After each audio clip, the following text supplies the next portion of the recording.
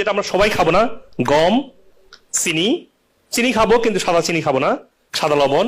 তারপর হচ্ছে যে তেল, তারপর ফার্মের যেগুলা কনভেনশনালি মেডিসিন বানানো এগুলো। তারপর আর কি খাবো না, যে কোনো ভাজা খাবারটা যতটুকু অ্যাভয়েড করবেন। এবার আসেন কিছু হচ্ছে গ্রে এরিয়া। গ্রে এরিয়া মানে কি? এগুলো আপনি যত কম খেতে পারেন। কি? সাদা চাল বলছেন, সাদা চাল। আর কি বলছেন? ভাজি করা। ভাজিও তো কম খেতে পারেন। ভাজি খেলেই আপনি অসুস্থ হয়েছেন তা না। যেন আপনি যদি একটা মাছকে ভাজেন একটু, এটা পুষ্টি কমে যাচ্ছে, এটা টক্সিক হয়ে যাচ্ছে তা না। মাংস ভাজলে এটা পুরো ডিজিজ হয়ে যাচ্ছে। ইসি ডিপেন্ড করছে যে কোন ধরনের জিনিস আপনি ভাজি করছেন। তো ভাজিটা যত লিমিট করতে পারেন, যত লিমিট করতে পারেন। আমি পার্সোনালি ভাজি একেবারে অ্যাভয়েড করি। হয়তো বাচ্চাদের জন্য একটু যদি ফ্রেঞ্চ ফ্রাই হয়, আমরা ফ্রেঞ্চ ফ্রাই বাসা করাই, তখন একটু আমি মুখে দিই, just to test, not the enjoy the food as a meal, no, just টেস্টের জন্য করি। তারপরে আর কি গ্রে এরিয়া আছে? ফল। ফল হচ্ছে সবচেয়ে পুষ্টিকর, আমাদের পুষ্টিকর। আমাদের জান্নাতের খাবার হবে কি? ফল। জান্নাতে ওয়েলকাম করবে কি দিয়ে শেখ? মাছ দিয়ে, তাই না?